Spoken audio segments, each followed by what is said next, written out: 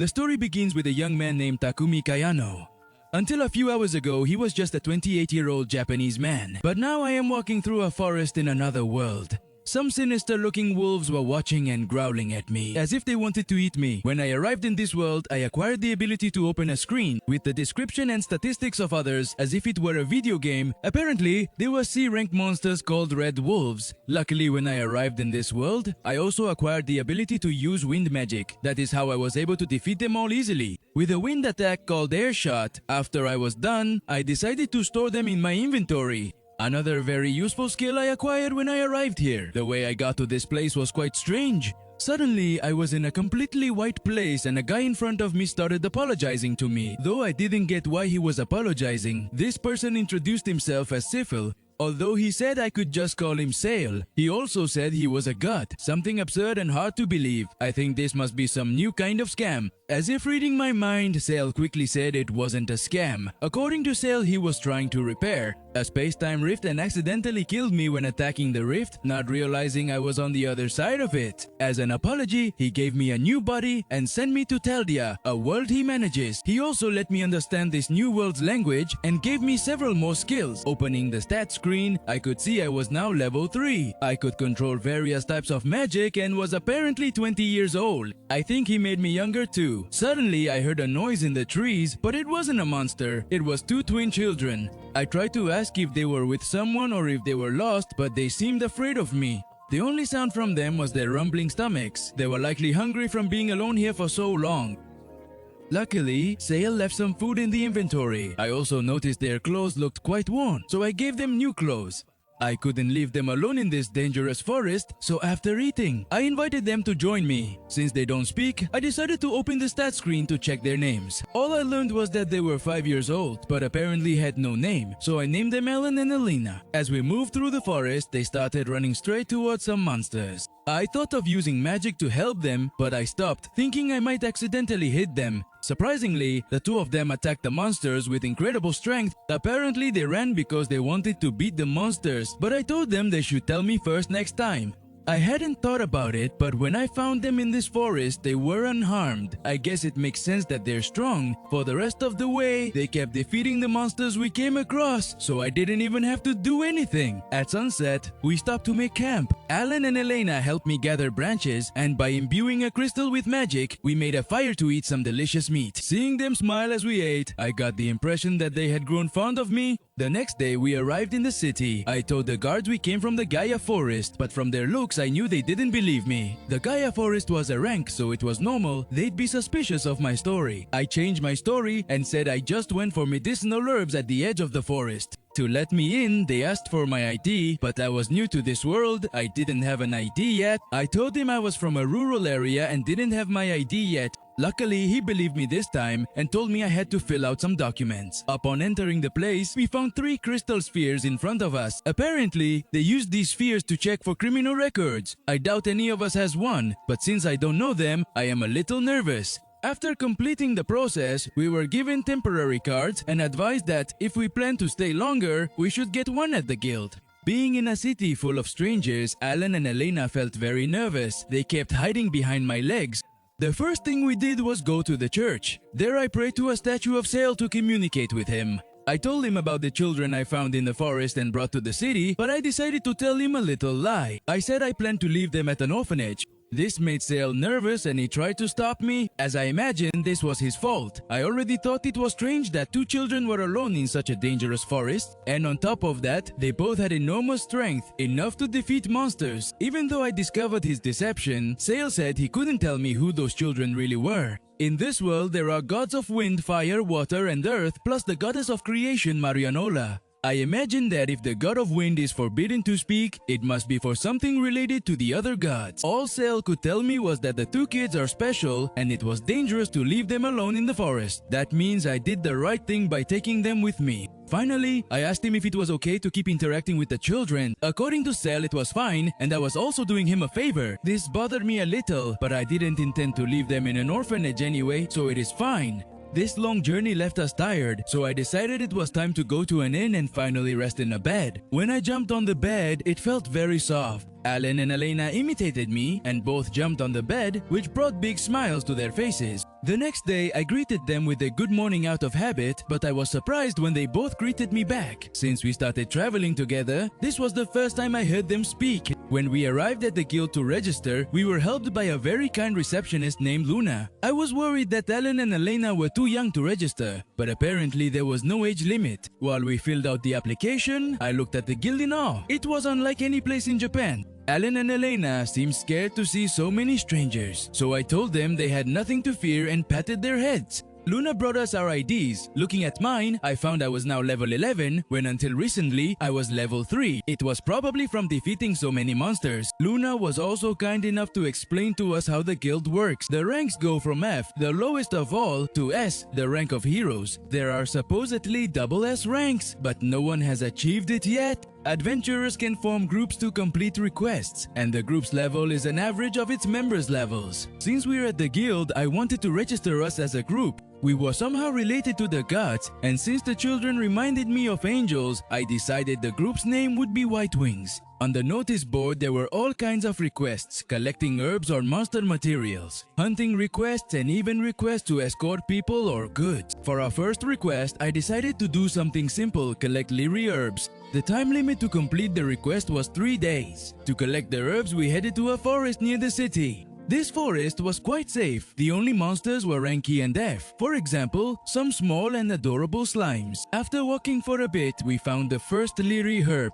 I showed them how to collect them, and both Alan and Elena excitedly went to help me gather the herbs. With their help, we gathered a lot of herbs in a short time. At the guild, Luna was surprised by all the herbs we collected in one afternoon. For all our work, she gave us some coins from this world. Suddenly, a guild adventurer started yelling at us, asking what some kids were doing in a place like this. I tried to explain we were here as a group of adventurers, but the adventurer wouldn't listen. He even accused us of using the guild as a playground. I guess there are people like that even in other worlds. Seeing the adventurer grab my clothes, ready to fight, Alan and Elena decided to jump at him and give him a hard kick, with enough force to knock him down. They were about to hit him again, but I stopped them. Due to the chaos, the knight who greeted us came into the guild to see what was happening. Before I could realize it, Alan and Elena started to cry. I checked if they were hurt, but they seemed fine. Instead crying, they started saying not to leave them. Apparently, they misunderstood when I raised my voice to stop them and now feared I would abandon them. I hugged the kids and explained I wouldn't abandon them. Then I explained to the knight what happened with the adventurer. Now that I realize it, we haven't introduced ourselves, so I told him my name, and then the knight introduced himself as Gran Laruben, the second captain of the Shiren series of the Gaudi Knights. But he said I can just call him Walt. Walt thought the children were crying out of fear, so I explained they feared being abandoned. That made Luna and Walt look at me like I was a bad person. To clarify, I explained the kids thought that because of how we met. Apparently, Luna and Walt thought they were my children or siblings. So I told them I just met them in Gaia Forest. I wasn't sure if they were lost or if someone abandoned them. So I asked Walt if an attack on a carriage near the forest was reported. Luna answered my question, saying that recently, some slave traders were attacked by monsters on the road near the forest. That could mean that the children were thrown from the carriage as a distraction while the others fled. Now that I knew more of their harsh past, I decided to adopt them. Luckily, seeing that they are attached to me, Walt had no problem with it and promised to use his position to help me become their guardian. With the problem solved, Luna excitedly asked if I had been to the Gaia Forest and began asking me to give her the materials I had obtained. To calm her excitement, I had to sell them the Red Wolves materials I had gotten. Walt had come to the guild to talk to the guildmaster and prepare an expedition to the Gaia Forest. These expeditions were done to hunt monsters and prevent them from multiplying and causing problems in the city. I was only F rank, but Walt decided I should join because they always need people on expeditions. Plus, he heard I'd been in the forest and easily beat the Red Wolves, but that it was better to keep that a secret. A few days have passed since I arrived in Teldia, and I think I've gotten used to my new life. At first, Alan and Elena were nervous around strangers, but they have also gotten used to it. Our work routine consists of doing guild requests for 2 days and then resting for 1. Although I like my new life, I miss the wide variety of breads I could buy in Japan. In this new world, there are only 3 types of bread: white, whole wheat, and rye breads that, while delicious, don't compare to the taste of filled and decorated breads. To eat the breads I like again, I've decided that we will bake them ourselves. For that, we headed to the town's bakery. This bakery belongs to Rod and his daughter Michelle. I told them I wasn't buying bread, but wanted a favor. I took a jar of jam and a jar of custard from my inventory. I said I wanted it put inside the bread before baking, but Rod acted as if I'd asked for something very strange. To help him understand, I decided to help prepare the bread and show them how. While we prepared the dough, Alan and Elena looked eager to help. As they would be helping as well, I took out a jar of anko, a sweet red bean paste. We all did our best to prepare the bread, and as soon as it came out of the oven, we tasted the fruit of our labor. The bread we made was very delicious, just as I remembered it. Rod asked to sell the bread I taught them at his bakery. In exchange, he'd give me credit and part of the profits. I wouldn't feel right getting money for something I didn't invent. I said he could sell it, and in return I just wanted to keep buying this delicious bread. The next day we went to the guild and Luna told me I'd finally reached E rank. Thanks to that, I can take on more jobs now. Luna also took the chance to ask if I was interested in visiting a labyrinth. Thanks to the world information Sale gave me, I knew there were 108 labyrinths in this world. The one Luna proposed I visit is a labyrinth near Sailing that has 15 levels. A labyrinth visited by many adventurers to gain some levels. That made me curious. I had never been to a labyrinth before, so I proposed to Ellen and Elena that we go right then. When she heard us, Luna was quite surprised. She said it would take us half a day to get there on foot and several days to complete it. This isn't a problem for me because I only plan to check out the first level and come back. That was my plan, but before we knew it, we reached the third level. Alan and Elena have been pointing the way since we entered. The most incredible thing is that they both always point the same way. It must be one of the wonders of having a twin. The labyrinth we're visiting is the Labyrinth of Earth. That means that all the monsters are Earth type. An earth mole came out of the ground. It was such a weak monster, the kids could beat it in just a few seconds. Upon defeat, the mole disappeared. This happens with all labyrinth monsters, and they usually leave a valuable item behind. When I told them this, Alan and Elena began to search for the item the mole left, but they only found a mole whisker, an item with no value. After this, we kept moving through the labyrinth. We crossed earth bridges and small caverns. This labyrinth is really enormous. After such a tiring day, we decided to rest and eat. Luckily, I had a magic kitchen so I could cook even in a place like this. What I prepared was a delicious rockfish and vegetable soup, and then we rested inside a barrier made of magic crystals. The next day, we went through the labyrinth again. This time we encountered giant bats and snakes, but I defeated them easily with my wind cutter technique. The children also did a good job defeating the monsters that we found along the way. Soon our routine became defeating labyrinth monsters. Having dinner and resting, after a few days we reached the 10th level. The path seemed blocked, but touching the wall opened the door before us. Inside, we found a chest that seemed to have been buried for a long time. To check for treasure or danger inside, I used my analysis skill. Since it didn't seem dangerous, I let the children open the chest. Inside, there were only 2 potions, a vigor potion to recover strength and a mana potion to recover magic. Both were low-level items, nothing surprising. Suddenly, a huge monster appeared behind us but was quickly defeated by Alan and Elena. It left behind wild monkey skin, an item that could be valuable. Their skills and perception never cease to amaze me. They move through an unknown labyrinth without hesitation. They can find and defeat monsters easily, all without any training, doing it instinctively. The next monster that appeared was a clay snake. This monster has venom in its fangs, so I decided to take care of it myself. To defeat this monster, I decided to try the throwing skill. I took a rock and threw it with incredible force at its face, then defeated it with wing cutter. More monsters arrived at once, some giant bees, but since they have no venom in their stingers, I let Alan and Elena handle them. They both tried to use kicks to defeat them, but the bees managed to dodge their attacks. Then they decided to throw rocks at them. I thought only I could use throwing, but I see they can use this skill too. The bees kept dodging their attacks, but it didn't seem dangerous. It looked more like they were having fun playing and chasing them. Suddenly, the children managed to defeat the bees and brought me the item they dropped, some jars of honey. Honey is very valuable in Ethelia, so I decided we should keep defeating many more bees. When we finished, I decided to prepare something delicious to reward them, French toast with the honey we had just collected. As soon as I saw more bees appear, I decided to go defeat them myself so they could keep enjoying the toast I made.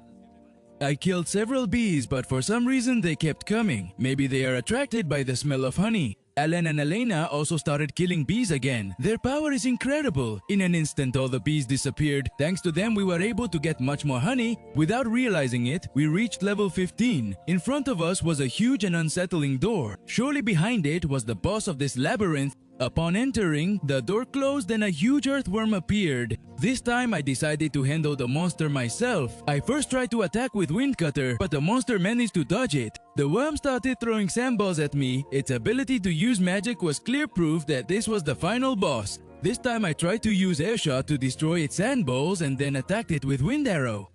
This attack made it disappear right away. I didn't expect defeating the boss to be so easy. It is probably because Cell gave me incredible powers. Defeating the giant worm left us with worm meat, a highly coveted ingredient, but one that I still find repulsive. After we finished defeating the worm, Alan and Elena patted my head to congratulate me. This feeling made me happy and also made me value my new life even more. Suddenly, a door opened. Inside was a crystal sphere. It must be a device that will take us back to level 1.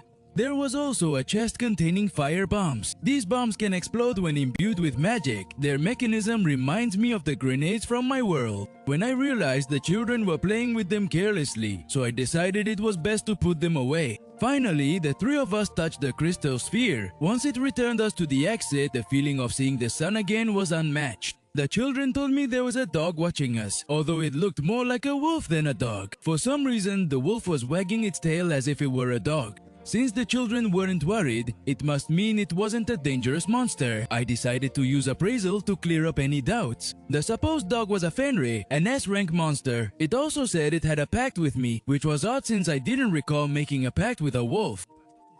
It must have been Sail's doing. As soon as I called it over, the Fenrir ran up, wagging its tail. Then I tried asking it to give me its paw, lie down and sit. Surprisingly, the Fenrir obeyed all my commands even though I had never trained it. The Fenrir seemed to want something, and when I petted it, it got really happy and kept wagging its tail. The Fenrir was so fluffy and affectionate that Alan and Elena quickly grew fond of it. It still needed a name, so after thinking for a bit, I decided to call it Joel. A name all three seemed to like. We walked with Joel all the way, but just before the city, I decided Joel couldn't walk with us anymore. If the people in the city saw it, they might get scared. Luckily, Joel could hide in my shadow. In that world, beasts you've made a pact with can hide in their master's shadow using dark magic.